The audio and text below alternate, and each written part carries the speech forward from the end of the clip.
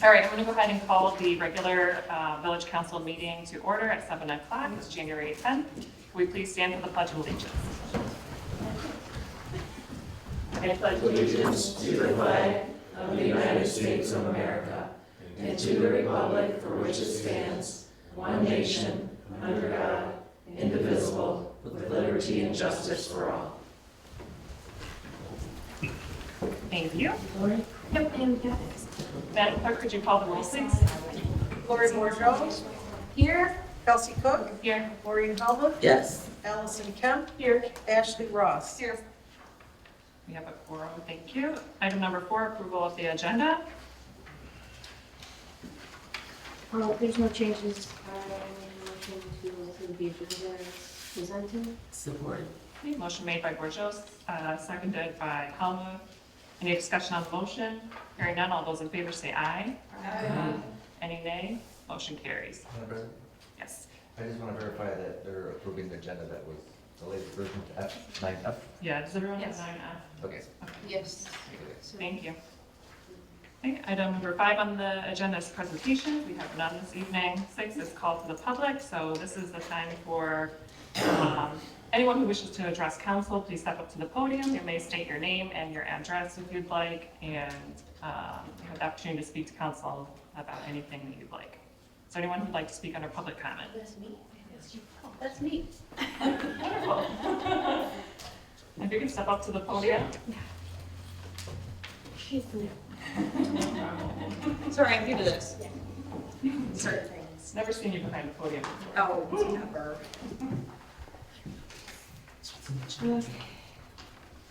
Okay. So, good evening. My name is Emily, and I would like to thank you for your consideration and time this evening. I just want to start by saying I'm pretty confident everyone in this room can agree that no one wished upon this community what happened here a little over a year ago. No one wanted to see innocent kids killed, injured, or run for their lives. I think we can all agree on that. I'm here to ask the village to proclaim the first week of February Gun Violence Survivors Week. Jenny Prather asked me to speak in support of this proclamation, and I'm humbled and honored to support her efforts. If adopted, this proclamation sends a message to all those in our community and beyond that we recognize everyone was touched by what happened here on November 30th, 2021. There are kids, adults, and entire families who are still reeling from the lasting effects of that day. Many are still actively seeking help for their physical and emotional wounds. So I'm asking this council to proclaim February 1st through 7th, 2023 as Gun Violence Survivors Week. This relays the very important message that we will never forget those who were affected and continue to be affected by what happened here. Again, if there's one thing on which I think everyone can agree, it's that no one ever wants to see innocent children, educators, or community members killed or wounded by gunfire. We owe this community the promise that we will never forget what happened on November 30th, 2021. We won't ever stop fighting for the safety of our community members and children, and this stark reminder and recognition of the impacts of gun violence is one way we can signal our commitment to doing better for our kids and our families. Thank you. Thank you for your comments. Would anyone else like to speak under public comment? Okay, we have another opportunity to do so at agenda item 11. So we will move on to our consent agenda, number 7.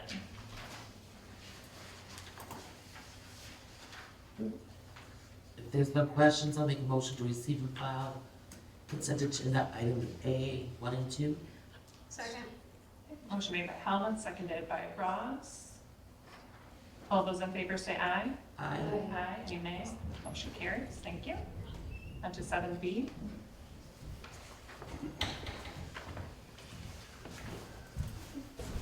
If no questions, I'll make a motion to approve consent agenda items B, 1, 2, and 3, including the bills in the amount of $359,940.88, and request a larger quantity. I'm an old lady. Second. Okay, motion made by Helen, seconded by Ross. Any discussion? Hearing none, roll call vote, please. Helmuth, Yep. Bordeaux? Yes. Kemp? Yes. Cook? Yes, Ross? Yes. motion carries. Thank you. We'll move on to item 8, unfinished old business, our PUD project update at 32 East Curtis. Mr. Buckle, would you like to come up to the podium, please?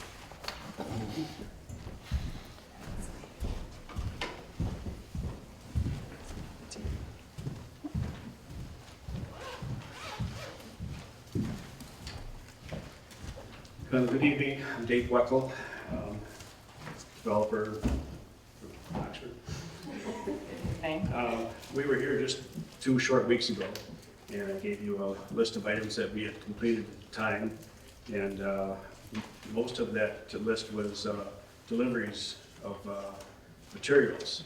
Well, since those deliveries, now we have all the glass installed on the first floor, except large panes that it takes 4 people to handle one, and that's going in tomorrow, the rest of those panes. So it'll be pretty much all glassed in, I guess is the way to say it, as of tomorrow.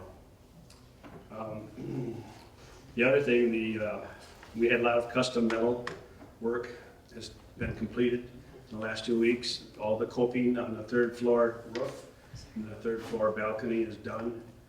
Some of the fascia and some of the soffit is also completed, and that'll probably be done next week, maybe the following week.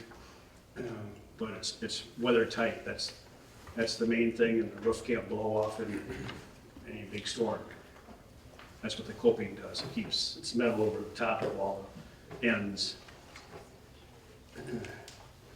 Let's see, we've got, well, we had an inspection today for the concrete work in the elevator area, the lobby. We're gonna pour that tomorrow. We started South Tower bump out framing today. That'll be finished tomorrow. I'll put the glass frames in, and hopefully we'll have the glass installed tomorrow too, but it might take another half a day. But it's all moving along pretty good. I ordered a dumpster for the garage demo, so that should be delivered tomorrow. And I got the hoist repaired on my dump truck, because it's not been working. You smile like you knew about it. I said it last time. Oh, yeah, I finally got it repaired. You know, it's unbelievable. I even went and got the parts, and couldn't find anybody to do it right away, and I finally did, so it's done. Awesome. And that's pretty much it. It's kind of a short list, but I feel good about what we've accomplished. We've been inventorying our materials on the 2nd and 3rd floor, so when it does start to get colder, we'll be able to work inside, do the framing of the common areas. In the 1st floor, my plumber tells me he's gonna have a price soon. So, 1st floor, yeah. Yeah, we do have, I think I told you last time, we have our drawings now for the 1st floor. So we don't have anything contracted. The concrete people are ready to go. And I said, no, you gotta do this underground plumbing first. It has to go in the ground. And then, once that's done, then we can actually get a lot done. It moves a lot faster. So that's my update. Thanks for the update. If you don't mind, Council, we have a few questions for Sure. you. Ross? It sounds like progress is being made, especially since it was a short turnaround for this meeting. What can we expect for February? I know weather's still, Weather still is always a bearing. With the things that are partially completed, like the metal work, and the glass work, that should all be done by February's meeting. I'm gonna order the siding for this north tower and the south tower as soon as they're done, because we have it cut at the factory, and then we just have to install it, so we pay a little more up front for it, but it's very fast putting it up. And the other thing that's supposed to be done is, I think by February 1st, the gate well and valve is supposed to be installed for the building. It was overlooked in the initial water work project, so that's scheduled to start February 1st. So that should only be a 1 day or 2 day job. Still at the garage demo. Well, I'm hoping that'll be done this weekend. It's already clean, everything is out of there. So it's just a matter of pushing it over and loading it into the dumpster. So that should be fast. Right. Right. Any other questions? No? No. Thank you for coming All right. again. No problem. Thanks. If you guys want to come over and walk through sometime. No. Done with the garage. Yeah. Bring your kids. And so your kids can do it every day. We do have stairs installed, so you can go down without going down the ladder. Even better. So, Thank you. yep. Thanks. Okay, next up is 8B, the museum use agreement update.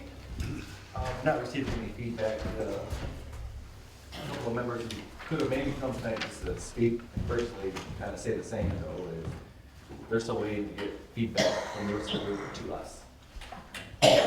Sue started calling me this afternoon to kind of reiterate that. Brian, the other meeting tonight, but Sue had a family meeting, a family issue or event, and wish everybody else would attend, but she wasn't gonna have anything new to share with us yet. Any questions? I guess this has been dragging on a little bit now. I was expecting we moved it from last month to this month so that they could specifically, I know things come up. But I would expect them to be here next meeting and get this executed, because after this, I mean, it's been going on a long time. We gave them a draft pretty soon. Yeah. You get, with your input and help, and we, And the only feedback that I've received thus far from them, goodness, what's it for? I'm trying to tap back to the beginning of December. There was something in there about wanting to know when their meetings were. yeah, I got that feedback. Yeah, and so. It's it's an easy change, I was just waiting for the rest. Right, so I think after They this. didn't want to be obligated to tell us or invite us to meetings. I have the wording now in my office. Okay, so other than that, I mean, how long do we wait on something like this? Because it's been in their ballpark for at least, what, 4 months? I would 5 say months? 5. Mr. Renor, can you contact our library director and ask him when he would expect to attend? Okay. And if it's not next month, why? It's like we're waiting for a plumber or something. Awesome, thank you, that was all. Yeah, thank you for bringing that up to our attention. It is taking quite a while. It's a pretty standard agreement, so. Well, we Then we deliberately made it very non-offensive, and we didn't, We saw that on the agenda. we didn't strike it a hard bargain so we could negotiate and try to be fair in the Right. first round. Yeah, I agree. Okay. Any other discussion on that agenda item before we move on? Okay, item 8C, the crosswalk considerations. So we're looking at one at West Burdick and Pleasant, and then a different one at Pontiac, outside of Oxford Elementary School. And again, what I'm gonna do with those is try to put together some pricing without having to rely on engineers too much. I can do some pricing that we use for the Hudson Burdick project. Maybe bring that to council then as we start talking about budgeting, so we can maybe perhaps get it in. It's, I suppose it's possible we can do it before the end of this year. We did a budget amendment for, because ones, they're both primary streets or major streets, so there might be some money in those, but I can find out based on the cost. But you might be looking at like 4,000 or 5,000 each, depending on the cement, cutting, removal, and replacing. Okay. But I'll try to get a budget, to give you guys an idea, then we can chart a course to go forward if the numbers work out. Okay. Just curious, does council have a preference on priority of those two? Any thoughts on that? If we have to choose one to move on first? I don't like either of those. So I guess that would be my preference. It would save us a lot of money too. Motion for Sprager. You just want to remove all the stop signs on Pontiac. Yeah, she wants to remove all. Get in my car, I'll get you where you gotta go. Yeah, Ross. Just from my perspective, I guess it depends on a timeline. So if it's possible to get it done during the school year, I would prioritize Pontiac. But if it's not gonna happen until summer, then definitely I would prioritize the other one, because that's where people are. Yeah, good, kind of you agree. Borjo, did you have a thought on that? I don't know. That's okay. Honestly, if we were putting one in quickly, I would say the one by the school, because that's gonna be more used until the summer where the other one's gonna be used, just kind of my thinking. If we're talking about not doing anything until the summer anyways, then we'll just go on both. Okay, well, hopefully that gives you a little feedback too, just if we have, if it comes down to choosing. Yeah, and it might be best to do them both simultaneously. Okay. The contractors show up and do the work. Might save money. Okay. You know, it just might make more sense to do them together. Okay, that sounds great. Thank you. Any further discussion on this item? All right, we'll move on to new business under number 9. So the first one is a proposed resolution to amend the council bylaws. So this is in your packet. It is in color, which is very nice. You can see the changes. I personally went through this and updated a lot. Mr. Madore pointed out some kind of things that we do differently than how it's stated in the bylaws. So a lot of it was just cleanup work to reflect how our meetings are run, which I would say they're run well. And I'm trying to see if there's anything I should bring to your attention. Provisions for electronic notice where possible, just kind of bringing us up to date on some of it. The order of business just reflects how our current agendas are written. Recognition to speak is a little bit different than how meetings were run a while ago. And then just getting rid of maintaining recordings.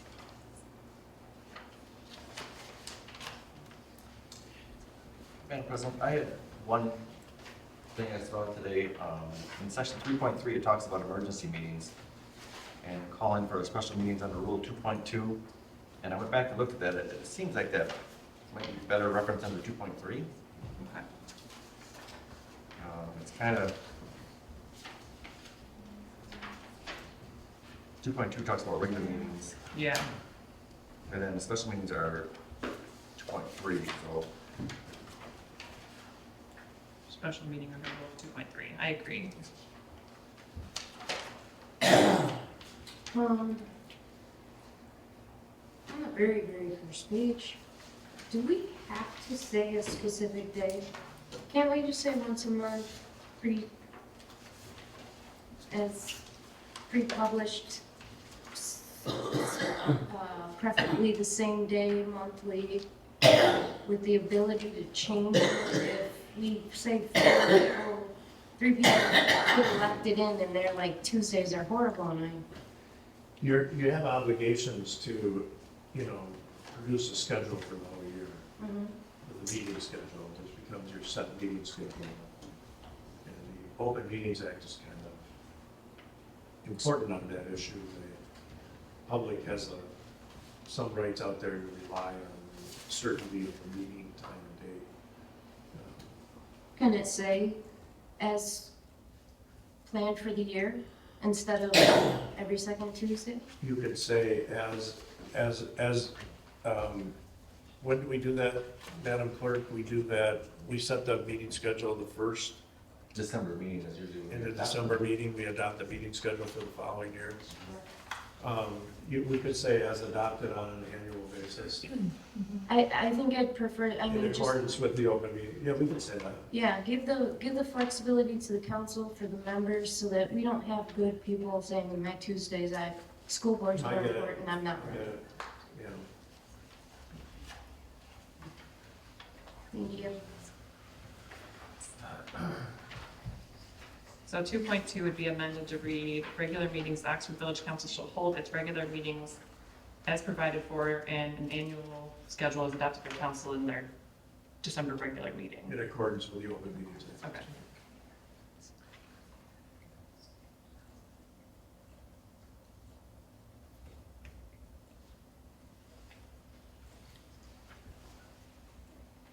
other questions or comments?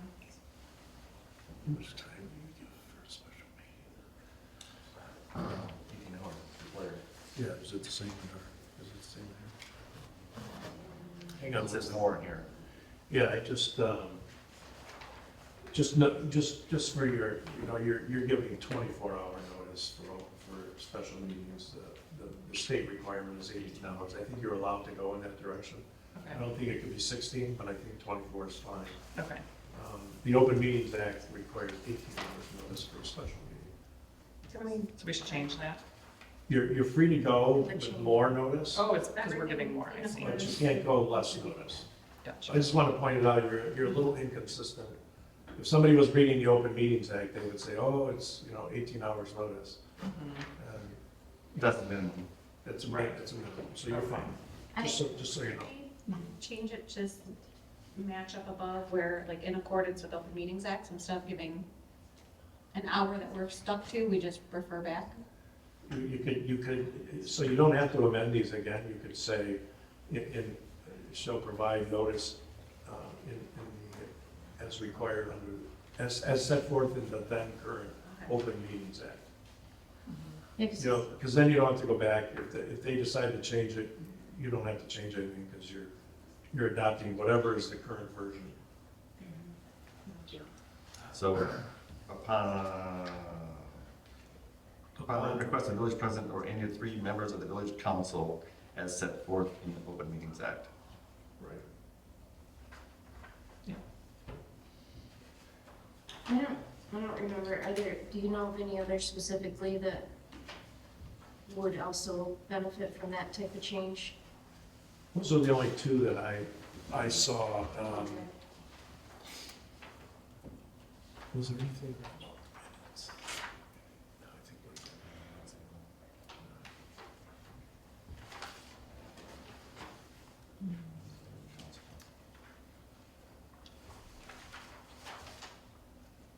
Written notice to each Um, member of the council as set forth. And 2.3, don't forget that it says 24 hours again on the second page. Yep. I'm sorry, what did you say? 2.3 on the second page, Oh, okay. also Oh, all right. says 24 hours. So we can just put waive the notice requirement.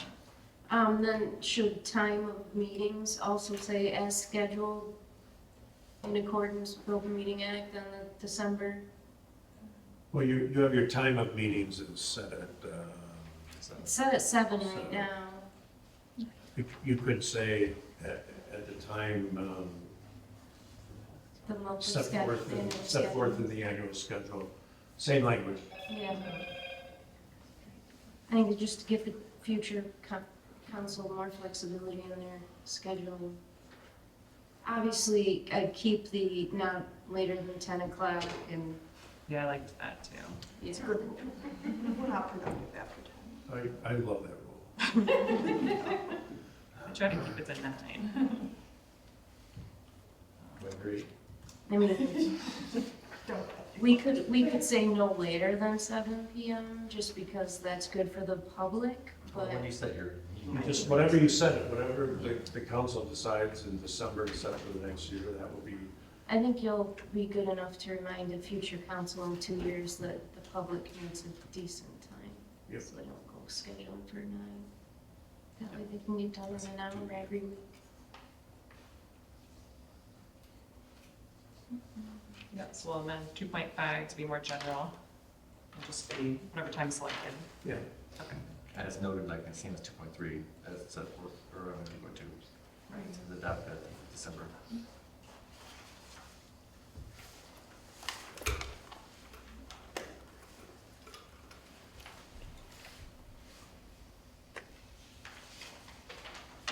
Is the 3.1, 10 days, is that what? the open- Or the open meetings act? It just talks about posting the, Within, Terry has to post within 10 days. regarding the places, based on places that we're gonna be, so.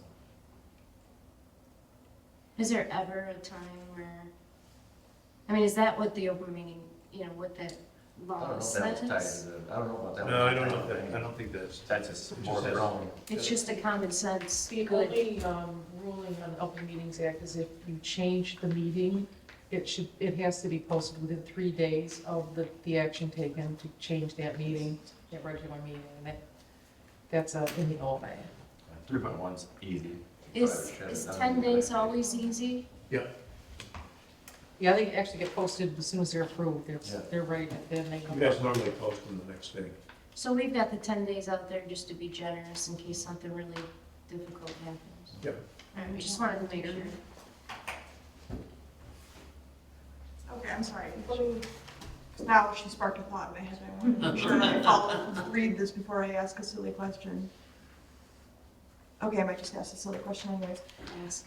When we were going through, and I hope we don't have this situation again, but perhaps we will. When we were going through trying to give proper notice for, it was specifically when we were talking about marijuana. Didn't that create a big mess, and would it make sense to have a 7 days, so 1 week rather than, would that make the mental math? Because remember we had to like pull out calendars and like count by. No, that's, the law requires Okay. that the notices be done within a certain number of days, and it's usually 15 days, no less than 15 days prior to Okay, the meeting date, so that is set by law. Because they were public Yeah, hearings. those are public hearings, that's why, yeah.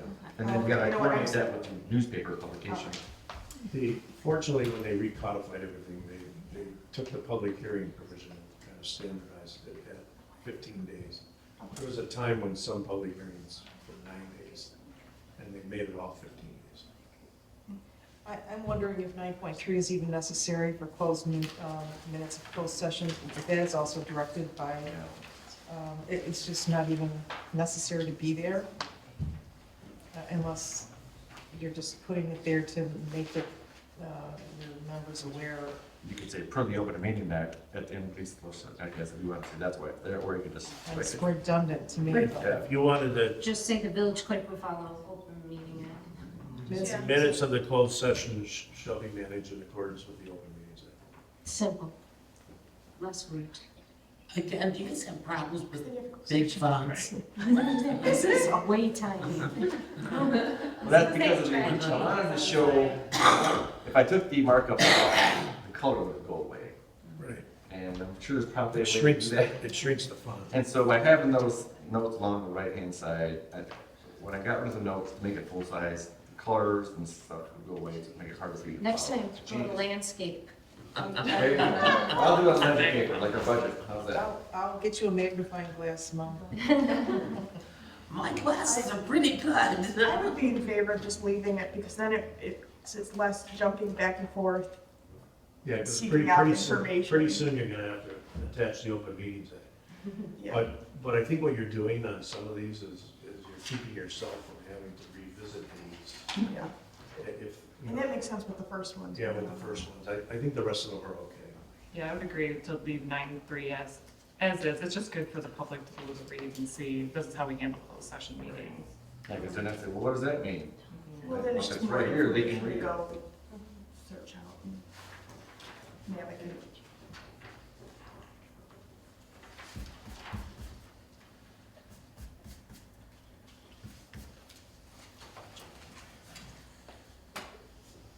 So 11.4, this is an example of good practice that I think our clerk already does by randomly calling votes. You already do that, right? So you can rotate them, yeah, and randomly call them. And randomly, because I've seen some Order, yeah. other they call public it. entities where they're always in the same order and people It's like, Yeah. know when their vote is coming up. Mhm.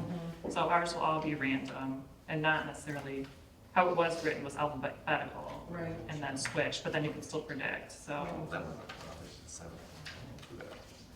And then the parliamentary practice rules, we had here before that it was per Robert's Rules of Order governing, that is pretty strict. We don't follow it. So I put it as a guide, which I think we do follow it as a guide, so. It's more accessible. That is much smarter change.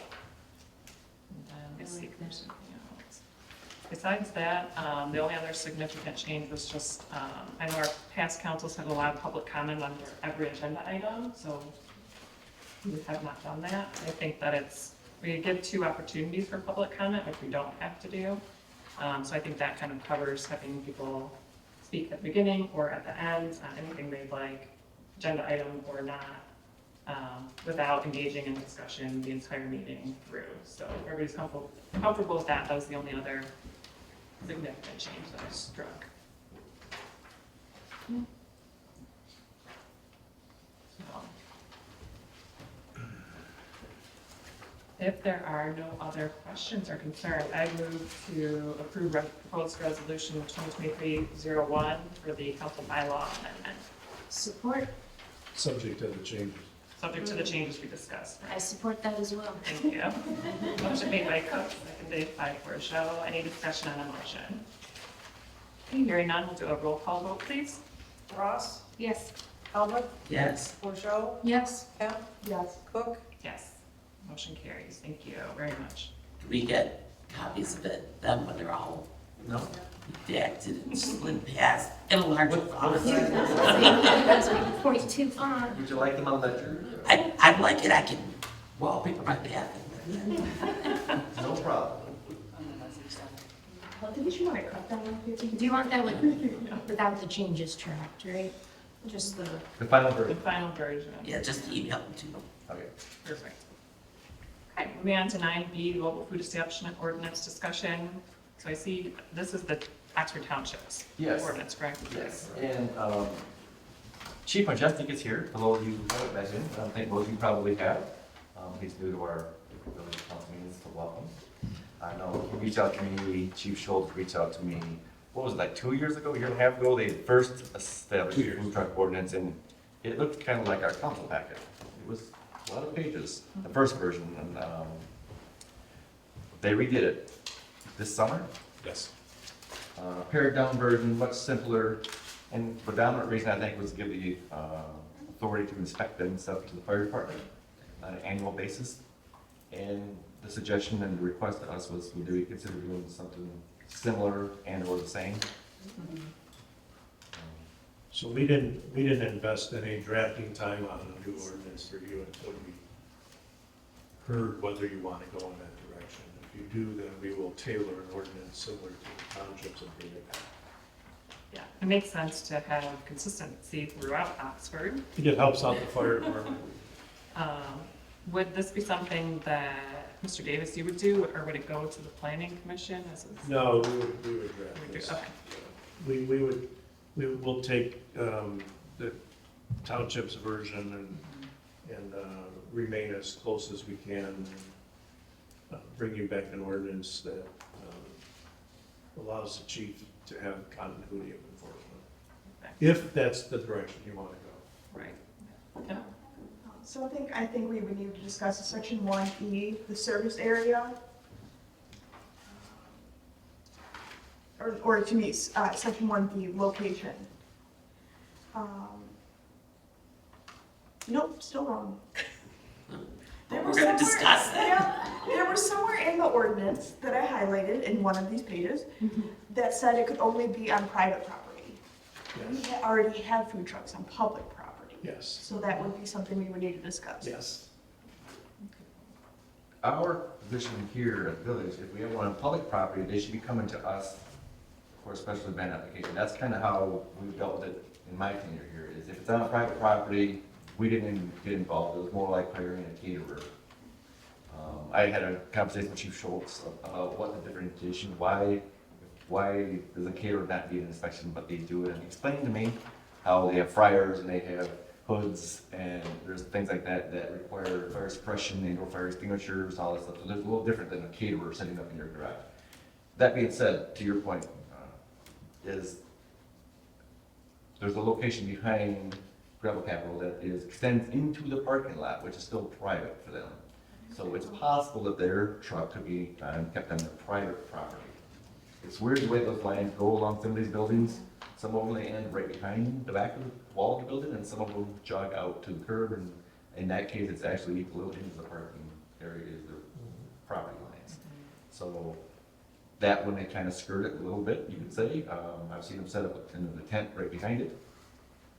And so that's kind of why that was left alone. I'm aware of that scenario. we got a couple of years ago, food truck out in Oxford Lakes, and they were setting up either at somebody's home or maybe the park area, the private park area. And our position, my position at that point was, well, it's private property, they can hire whoever they want. So it didn't require a special event application. But if someone wanted to come and set up in the middle of the park or one in the middle of our parking lots, that would be require a special event application that would come to you. I was just gonna say, we do however invite the police, so they know that we're there, but they get to come grab some food too, so it's a nice little. I just think it'd be nice to have something on public property too, as our DDA spaces and what we've been I doing. think we need to have Lots of- parameters. You guys can determine that. When we bring the ordinance back, that'll be an issue we need to. And if you have a decision now, you can direct us tonight, that's fine. If you, yeah, if you want to give that some thought. The biggest issue I heard over the last 18 and 19, before the pandemic, which changed everything, and especially for the restaurants, there was always a lot of concern, blowback even, that these food trucks were gonna come set up in the park or set up right here, right next to my business where I pay $10,000-15,000 a year in taxes, and now they set up right outside my door and take my business. So there's, if you were to allow it on some of those areas, the public areas, there'll be a price to pay one way or another. Upset business owners, building owners. The public loves them, they don't care, they could care less where they're at, right? But there's something to consider there. Do any of our brick and mortar restaurants, I feel like at least one of them has a food truck. Gravel Capital brings them in from time to time. They No, hire but them. like No, they're very Wood Chips has one, right? Wood Chips has one. Wood Chips And has one- egg rolls. Just put one into it. You'll see it Okay. coming up. Who did? I don't know if I can say yet, but one of the other restaurants, the brick and mortars downtown, Okay. just purchased one. Okay. I'm kind of under the mindset that I've tried to stay away from them just because the restaurants have let us know their feelings on them.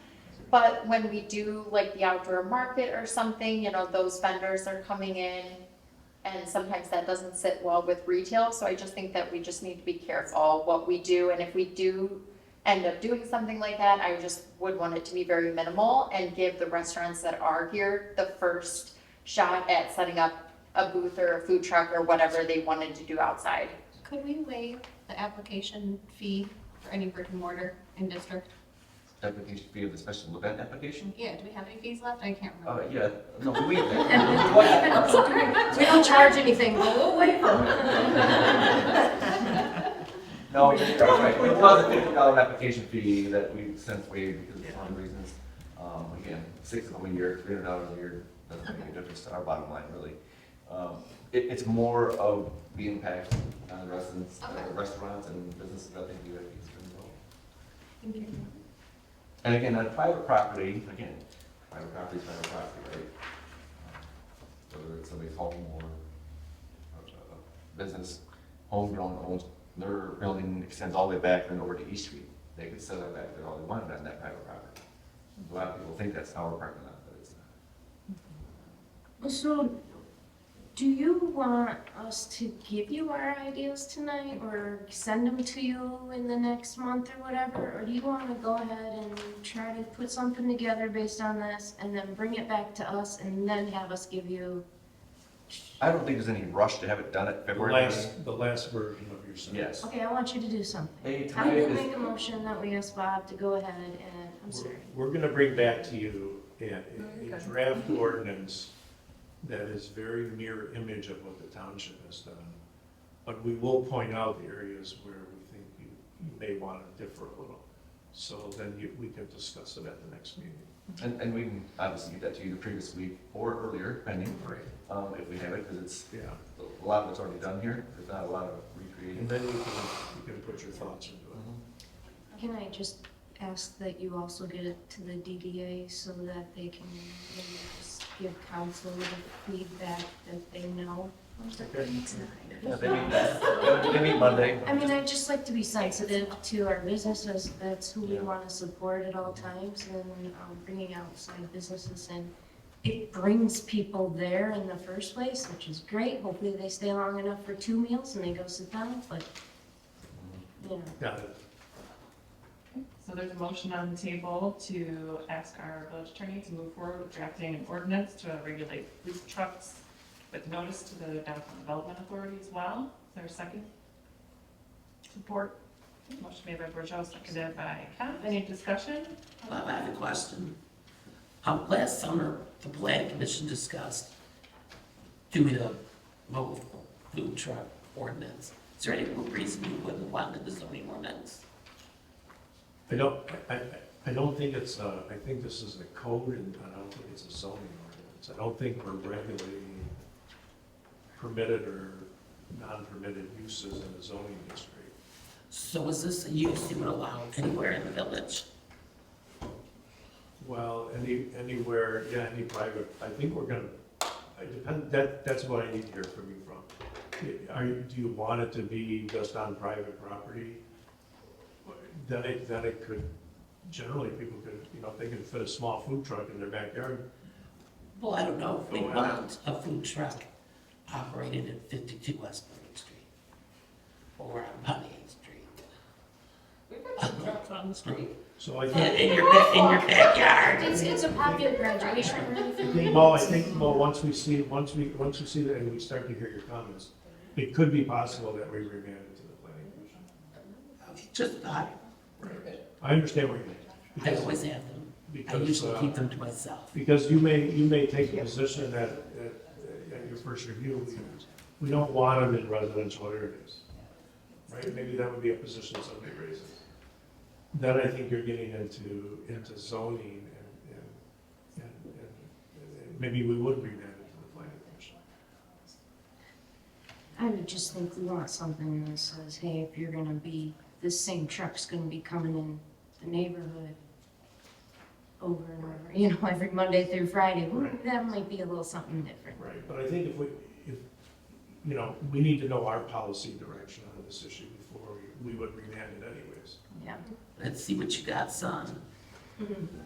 Does anyone need to repeat the question before we vote? No? Okay. You want to do a roll call vote? Let's see where we're at. Kemp, Yes. Bourgeois, Yes. Almond, Yes. Cook, Yes. Ross. Yes. Motion carries. Thank you.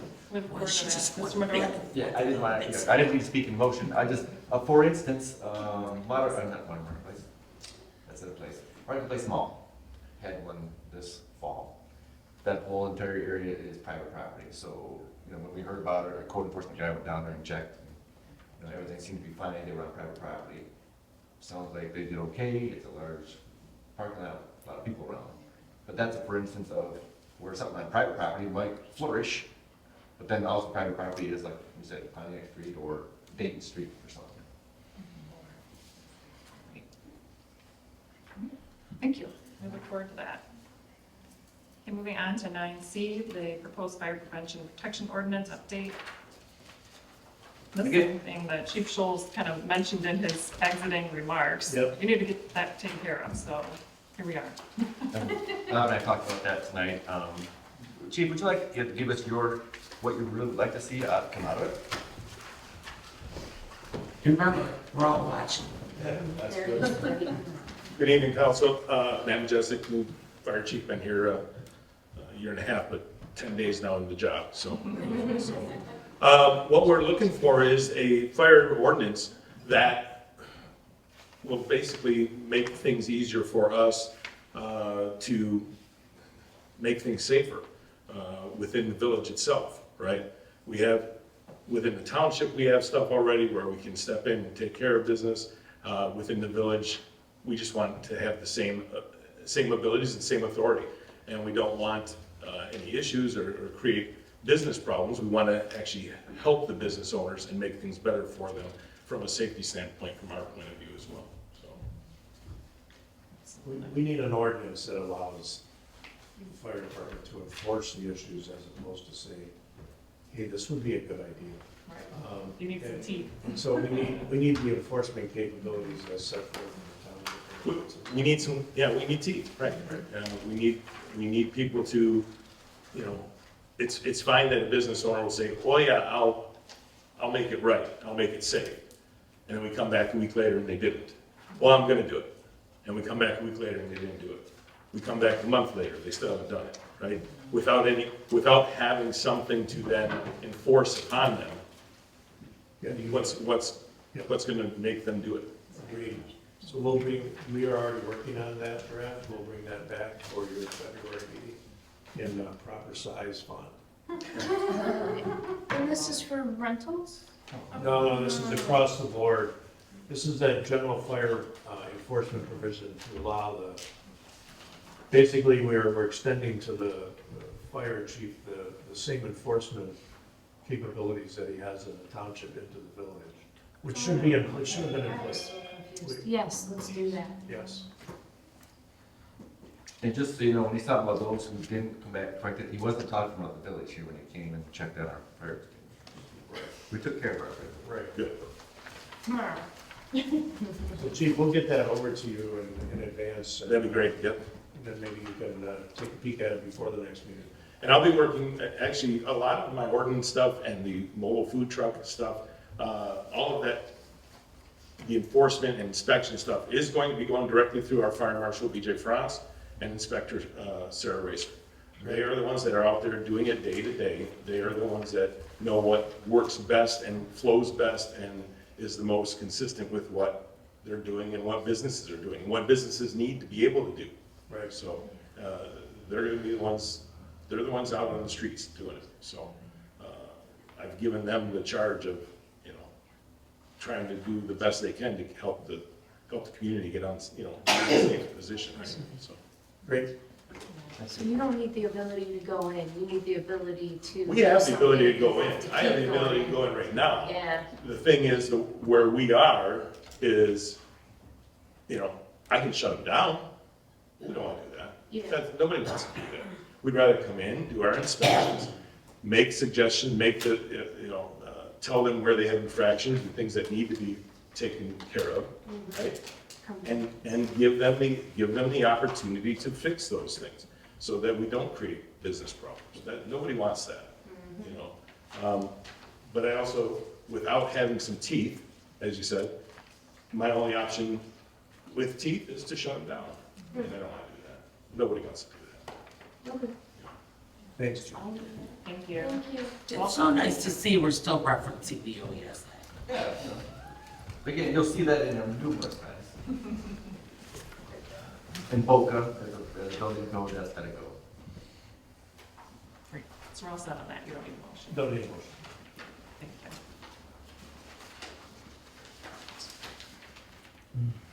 you. All right, so moving on to item 9D, Police Department Vehicle Purchase Proposal. I think you guys all have seen the memo, and the options are what they are. It's a strange world with vehicles, police vehicles. A lot of agencies, hundreds of agencies looking for them and fighting for them and things like that. So, between the Ford truck, which would be a new animal we really don't need, and it sits up and it's comfortable, it's great, like the SUV, like the Tahoe, but you have to rearrange how things go in the bed, you have to slide out racks and stuff. So the Tahoe is something that still works for the officers and chief, for the crew real well. And dollars for dollars, it's a big buy. 40,000, we found some, we actually made another call last week. I had a memo I shared initially, which I think Nick discussed here or somebody, and then it changed. Because we found some other ones, and it just so happened they're the right color, and they're gonna be there, so. We just don't wanna get caught holding the bag, and not get a bill for a year or something.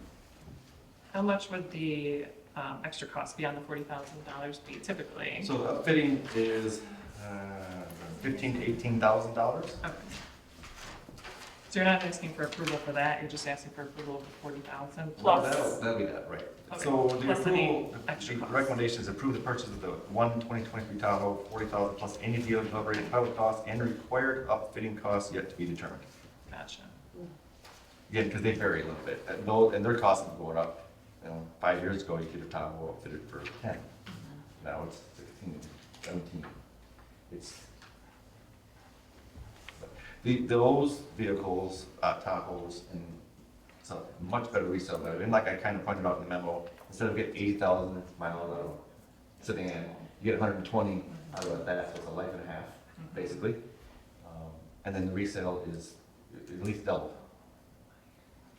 Thank you, the memo was nice, like put together. Does council have any questions, Rob?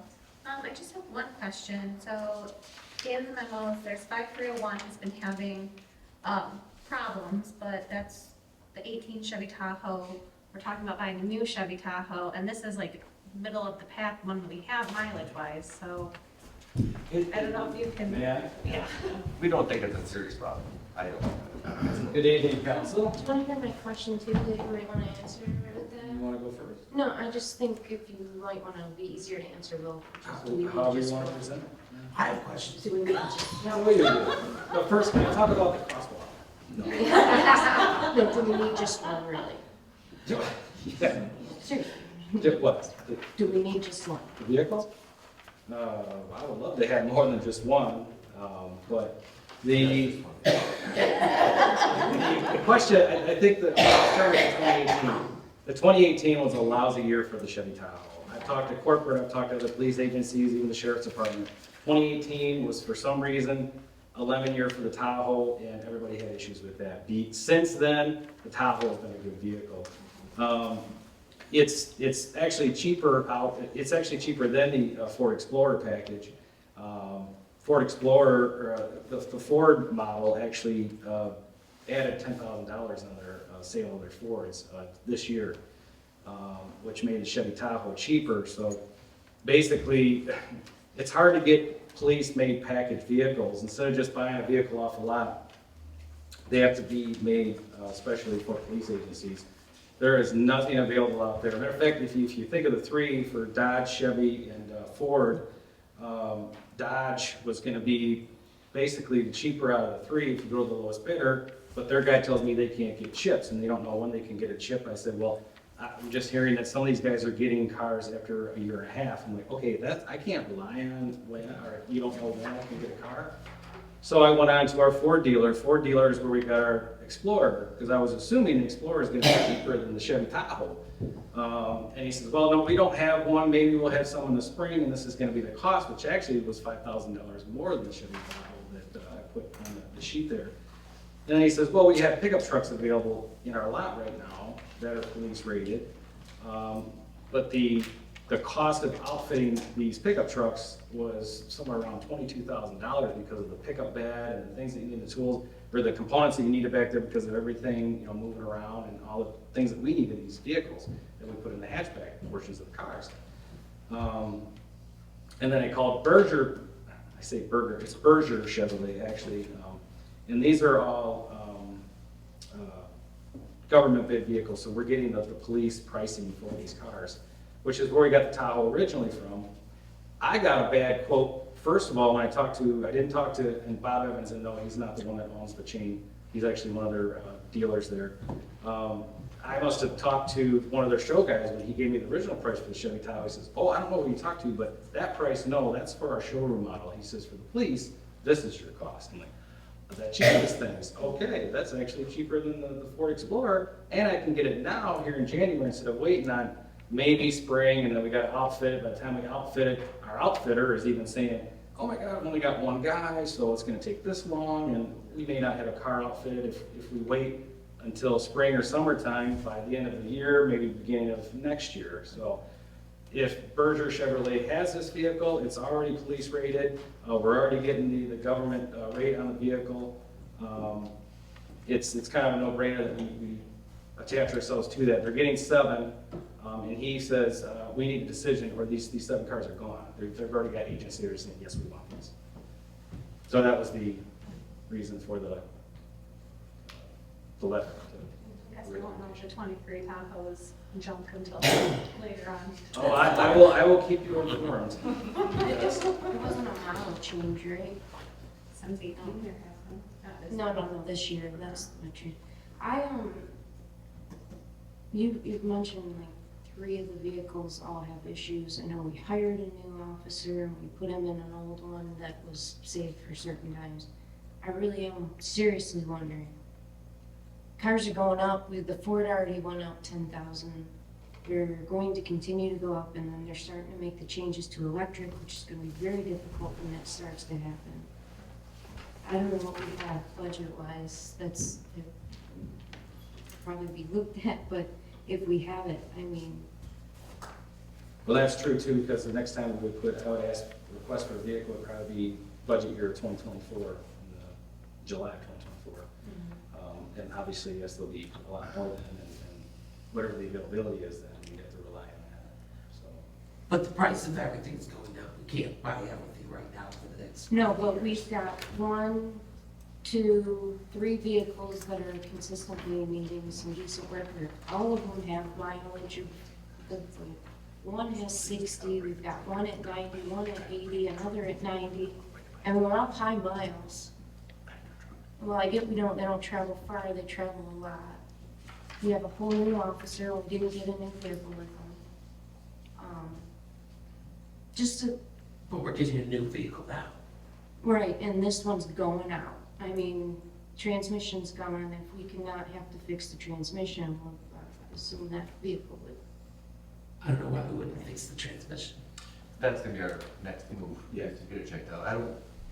I had one a few years ago, was kind of a similar option, I think, and I think we can get that repaired. It's just that if we've got such a high, the used car value's going down. It's still decent right now, but. It's $700 to purchase two right now. We don't even have the budget to purchase one. Well, that's what I was asking, are there grants, are there budget, is it there? If so, I'd say it'd be a smart decision, but if it's not, it's just not. That is the police chief, I appreciate the enthusiasm. Well, I'm just worried about spending another 40 grand in a year. Oh, it's for everybody. Well, what do you think budget-wise?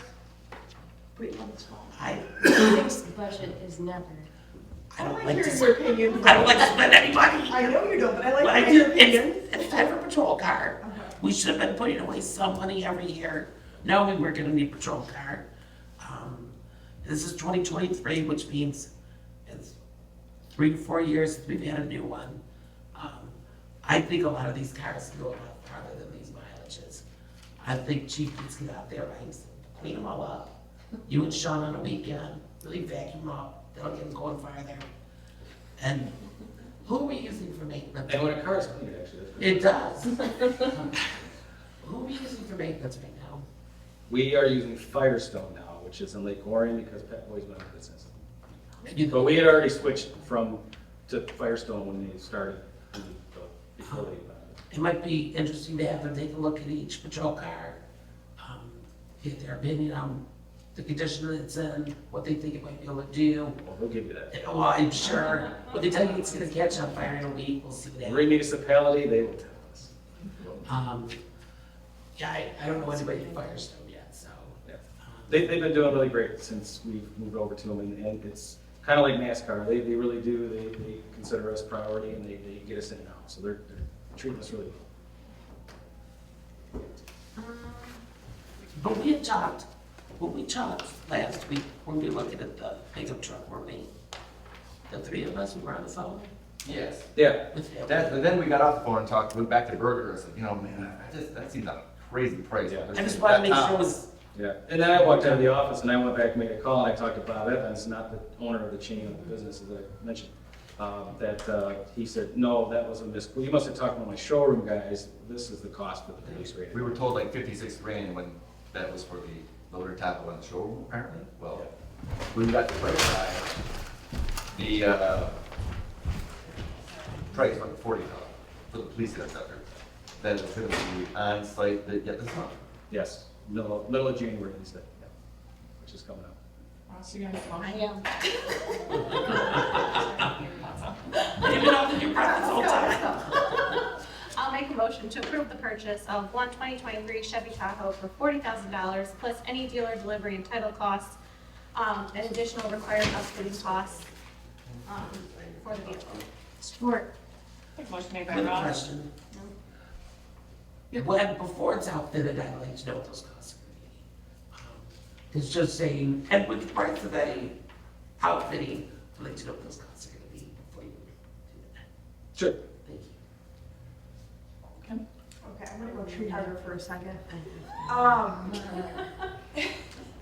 Next time we look at a car, now I haven't run the numbers or anything, could we look at what rebates would be available in our situation for an electric car and what the cost benefit would be in terms of idling the car and whatnot?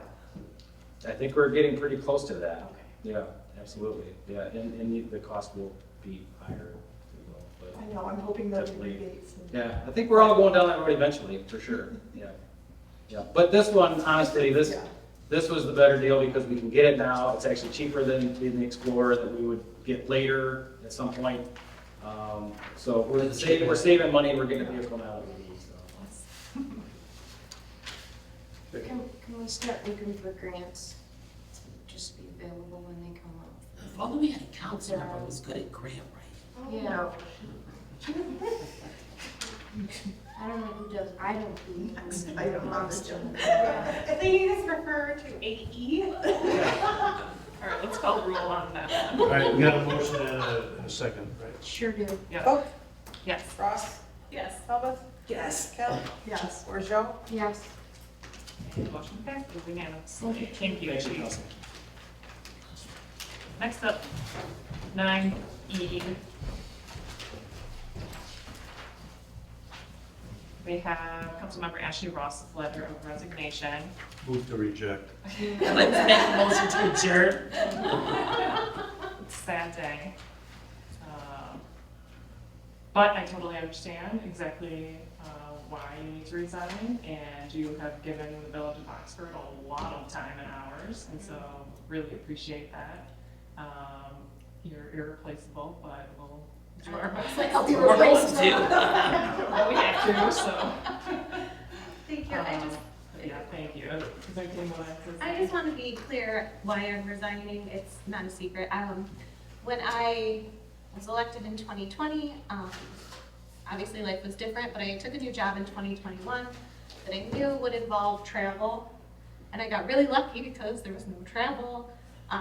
And I knew coming in December, once things started to really pick up at the office, and because COVID, all the restrictions have been lifted, I would be missing at least half of the meetings, even if we picked a different day. And then the ones that I would make, it would be I'm coming in right off the road, or getting off a flight, and that just wouldn't have been fair to my family as well. So it wouldn't be fair to the community, it wouldn't be fair to all of you, and it certainly wouldn't be fair to my kiddos or my husband. So it's not something that I want to necessarily be doing, but I think there's other people that I think in our community who will be willing to serve and can be here and can give that time commitment that I loved giving but cannot do going forward. So thank you all. Yeah. Thanks, Ashley.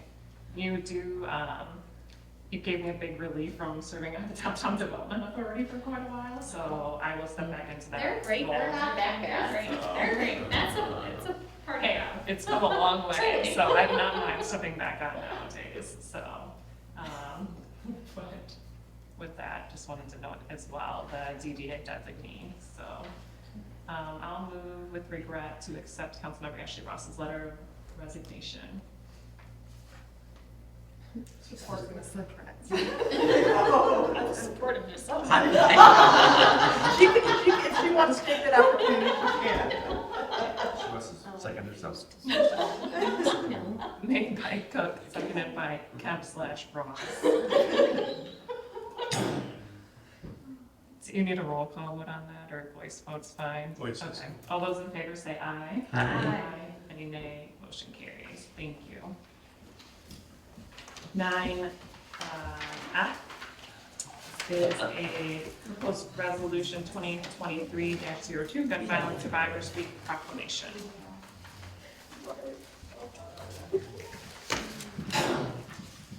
So I will read the full proclamation into the record, but before I do that, does council have any questions, comments, concerns? Anything that you'd like to say before I read this and we take a vote? Hearing none? I would like to thank Jenny Bradley. Thank you. I do have a clarification question. Is the intent that it be just this February or every February? I was I know I'm probably not supposed to be talking now, but I was hoping that it would be every year because. That's not the way, it it's not is- the way it reads. I know, that's what I was gonna comment after, but maybe I should have commented before. If you take the 2023 off, because it is nationally recognized the first week in February every year. I just wanted, that's what I thought. Yeah, thank you for that. So I'm gonna amend the now therefore be it resolved to read that the Village of Oxford declares the first week of February. Can I ask a question? I thought there was one in October. This appears to be Survivors Week. So is there another one? Didn't we put one in, or we just missed putting one in for a month? I thought we just missed the one last February. It was But- February? I thought so. Gosh. I know. Wow. Yeah, it's, yeah, it has Oh. gone really fast. Okay, I'll talk about the other one another day. Okay. All right, so I'm gonna read this in full. This is the Gun Violence Survivors Week proclamation declaring the first week in February to mark the National Gun Violence Survivors Week. This proclamation declares the first week in February to be National Gun Violence Survivors Week in the Village of Oxford to honor and remember all victims and survivors of gun violence and uplift the resilient voices of survivors across the nation. Whereas every year tens of thousands of Americans are killed with guns or shot and wounded, and whereas more Americans are killed with guns than in our peer countries, and whereas a gun violence survivor is anyone who has personally experienced gun violence, whether you have witnessed an act of gun violence, been threatened or wounded with a gun, or had someone you know and cared for wounded or killed. And whereas forms of gun violence can include but are not limited to gun homicides, domestic violence involving a gun, and unintentional shootings. And whereas gun violence has an expansive reach and impacting communities across America. Whereas according to the New England Journal of Medicine in 2019, firearm-related injuries surpassed motor vehicle crashes as the leading cause of death in children and adolescents in the U.S. And whereas people in America and cities across the nation are working to end the senseless violence by advocating for gun safety legislation, and whereas by commemorating National Gun Violence Survivors Week, the first week in February, cities across America will raise awareness about gun violence and honor the lives stolen by gun violence. And whereas we renew our commitment to reduce gun violence and pledge to do all we can to keep firearms out of the hands of those who are a danger to themselves and others, and encourage responsible gun ownership to help keep our communities safe. Now therefore be it resolved that the Village of Oxford declares the first week of February to be National Gun Violence Survivors Week. We encourage all citizens to support their community's efforts to prevent the tragic effects of gun violence and to honor and value human lives. We'll make the first week thing change throughout. There's Thank you. 3 or 4 other places it has to be changed. Yep, as I read it. Thank you. Right. Okay, so I will move that resolution. Is there a second? Is that Ross? Yes. Thank you. That's- And a roll call vote, please. Bordeaux? Yes. Cook? Yes. Olive? Yes. Kemp? Yes. Who is Ross? Yes.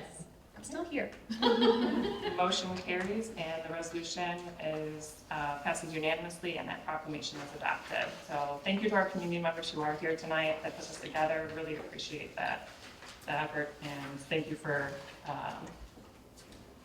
letting us revise it a bit as well. So I appreciate that.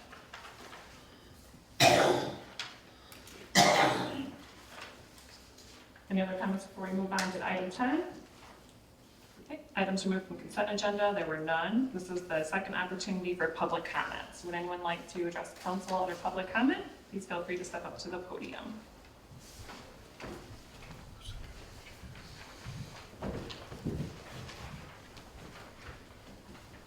My name is Jennifer Preisner. I live at 14 Pontiac Street, and I wanted to thank you all, of course, for always being so supportive in everything that I'm trying to do for our community, and I know you are all working your best to do things as well, and I really do appreciate that.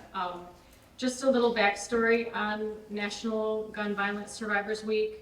I think it's worth noting that the first week of February is selected as National Gun Violence Survivors Week because it is the first week during the year that the U.S. marks more gun violence deaths than any of our closest peer countries. And I find this statistic so unacceptable that I will continue to do all that I can to educate people about the importance of common sense safety measures like securely storing weapons. So I welcome the community, the entire community, to join with me in my goal of keeping children and at-risk individuals safe. So thank you once again. I really appreciate all your help. Thank you for your comments. Anyone else like to speak under public comment? Yes, sir. Good evening. My name's Mark Miner. I live at 50 Pearl Street, and I've been here before, but I'm here for a different reason. I have an interest in trying to support the board by becoming a member. So with that being said, I have a one-page resume like this, submit, and give you consideration. But just to give you an overview, I've been with Oxford for over 30 years. I've been a family man, I've raised 7 kids, been married for 18 years. Served on a planning commission? Not yet. Didn't you say on a planning commission? No, I haven't. But I supported the DDA by actually playing my guitar over there before the major act, and enjoyed that. Been a soccer coach for many years in the Oxford district, and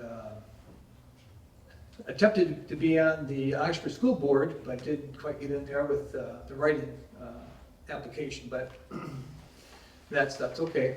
You know, I'll find a niche somewhere. But I do have a great interest in this town. I've been here for a long time, and fell in love with Oxford, and I hope the best for Oxford, so I would like to put my name in the ring. Thank you. I appreciate your comments and coming to the meeting tonight as well. So we will be posting, I think Mr. Medora has something ready to go, taking applications, and so yours is already submitted, so thank you for that. And at our next meeting, we'll likely be doing interviews and make a decision at that next meeting, so we'll be in contact. Sure. Do you want me at that meeting too, or? Yep, that would be wonderful. Fantastic. Thank you so much. Thank you. Anyone else like to speak under public comment before we move on? Seeing none, we'll move to committee reports. Noda, Borja? Oh, we did the budget, there's pay raises, just really to bring people to fair and comparable pay for what they're doing. And the,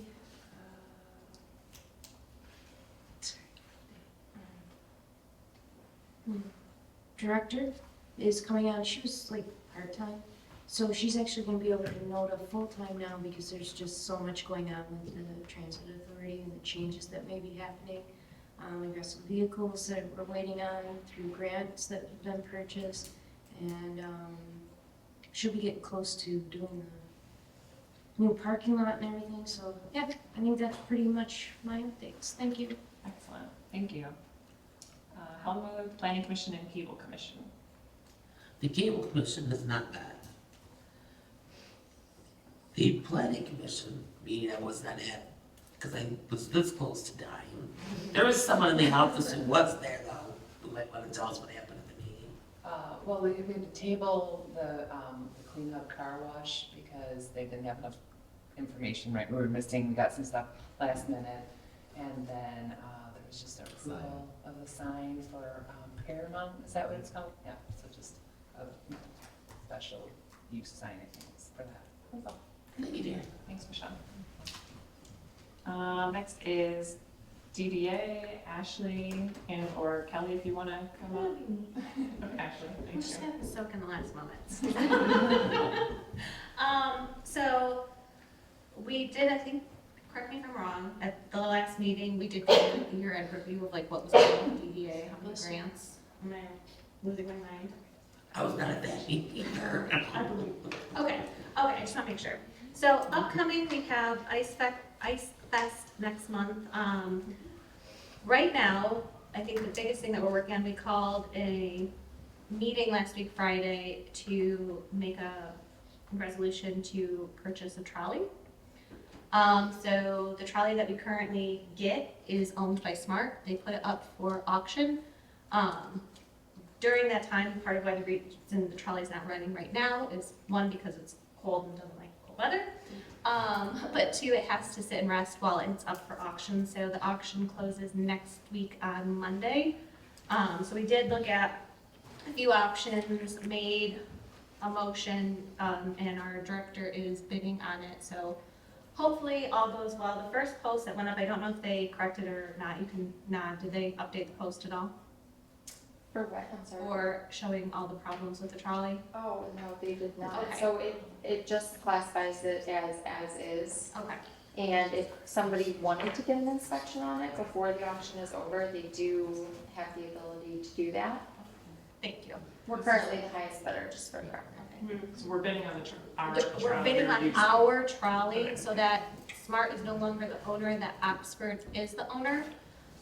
Lake Orion DDA met yesterday. Did they approve? They're actually currently meeting. Right now? Yeah, Okay. they're in session. So we did kind of a twofold type of motion where we would, if Lake Orion kicks in to fix some of the problems, we would purchase it completely up to, I think, $15,000, and Lake Orion would kick in, I might have this backwards. Or if they're not going to contribute anything, we didn't want them contributing to the purchase price because we're muddying the waters of who owns it. Then we had a limit on that as well. So we know all the problems with the trolley and all of its unique quirks. We're also looking into future grants to purchase a new trolley. There are different options. We struggle finding where and how, but whether it's propane, electric, we're looking at different options for a new trolley in the future. Ideally, we would have 2 trolleys, but right now we just are hoping to have the one that we've had and have loved well over the last year. Where's it gonna be stored? Still at NODA. So NODA will still be the operating partnership, and then we'll, Liv has agreed to sponsor it once again, should we get it. I mean, if we don't get this trolley, we have to look at something else, because we have a program, we have a sponsor. Our businesses see a 15% increase anytime that the trolley is running. And that, I mean, could be anywhere from $10,000 to $30,000, you know, a day if you're looking at everything quantified. So it's really worth the investment, but a new trolley, and trolleys are expensive, so we're kind of going, starting small and dreaming big. I don't know, is there anything else super important? I think right now we're just trying to get the trolley and get ready for events for the year. Sweet, thank you. Okay, Pollyant Trail? We have not met since last meeting. Thank you. And ZBA is on here as well. Was there another? There's someone in the audience who's on the ZBA. Well, we met in December, just for the clean up car wash again, but it was just to approve where they wanted to have the vacuuming. Right. And then it flopped to the other side, but we approved it, so it was fine. They bring in the variance. Yeah, very interesting. It was very exciting. We did something. Outstanding.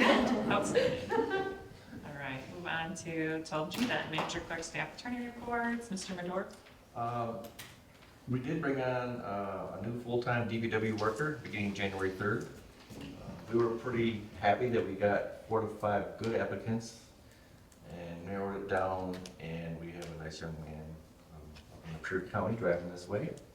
I don't want to say exactly where it is. Keep it private. We allowed to ask his name? I can't remember his name. I've only met him once. You guys are so close. You know where he lives. I know he lives in Iowa. It's a bit of a drive. That was our one concern.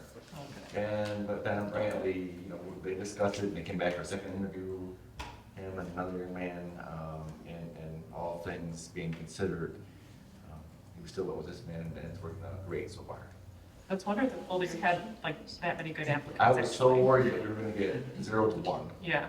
And we got 4 to 5 good ones, and then another 2 that were a bit of a reach out of their experience, but still, very relieved that we got some good applicants, and I think we have a good young man that's gonna do well for us. Other than that, that's about it. It's been kind of quiet. We'll take that. Great, thank you. And then clerk? Well, still working on FOIAs. Don't tell me it's from the same person. No, Oh, no, we moved on. she has a new boyfriend. But anyway, we're looking at policies and stuff and trying to clean up, make things a little more definitive as to, you know, how we're gonna handle those so that we don't have some of these problems in the future. Sounds good. Yes. Mr. Davis, anything to add? Yes, I usually don't. Number one, I would appreciate being allowed to do the annual ZBA training that we have done in the past at no charge to the community. I put together a packet and come out during the ZBA meeting and train. I also bring pizza. It's a good deal. That'll help you pay attention for a whole hour, right? So number two, so we do need to do that. I view the role of the ZBA as complex and traditional, and we need reminder training. Number two, I produced to the village at no cost today a statutory summary of the OMA and a statutory summary of FOIA, which the clerk and the manager can email to any of you who want to keep that as a handy reference guide. It's an abbreviated version of the statutes followed by the statute in whole. Certainly, DDA is welcome, police chief, you're welcome to have those documents. They're totally up to date. Thank you. So, Wonderful. we are putting together a new FOIA procedures and policy for the village that would be consistent with all of the current requirements. Great, thank you. Can we talk again about having email on our phones? About having what? Access to our email on our phones? You should be able to just go to Outlook.com and log in. Well, we're not supposed to have Hold up, good thing I quit. What do you? So we're like allowed to have like alerts when we do get emails. Because if you're not logged in, you won't know. You'll have to actually go out and log in. You wouldn't let, you told me I wasn't allowed to do that. You can go and. You're not looking at me, are you? I thought it was you, maybe. I think you made a caution against it because I don't remember this, I'm still on MySpace. I don't remember this conversation at all. Okay. I think the app would not allow me to log in because it said something about restrictions because of. I can show you. Can you do that? Okay, all right. I swear I had this conversation with somebody. Okay, thank you. I'll meet it. It's good. Okay. Okay. Did we budget for these? No, man. My name's spelled wrong. They're very, I thought MO might look, they're pretty shiny. Well, see, after the election, I thought, okay, we're settled now for the next couple of years. Thanks, Ashley. So I thought, why not? We were struggling sometimes with new members coming on, there were certain letters for these punch boards were missing. I see I'm still in flux. Yeah, he's still a Cub Scout, and I can of course know it yet. One more contract and we'll think about it. Yes, so, yes, well, and now Ashley, you could, yours is, we could either, You can slide your name on if you want. just take the base. That's your It'll come from the souvenir. base. I have another meeting next week. There you go. So yeah, I thought we were set for a while, and I ordered those for the election. Now you know why we always had the movable letters. That's okay. Was Bob's backward? Bob wasn't here, so I I've don't. been here since '90s. He's using the '96 version. You guys were all. You guys were in high Like you school. said, he's still on MySpace. You guys were in high school. I went to say I was not. I actually was not. And I was here before you. Middle school. Middle school. Middle school. So your short answer is, yeah, you get like, pretty much. All right, for a motion, We'll go to council comments, but then we'll do your motion. I think we've all commented enough. No, I just thank you, Ashley, for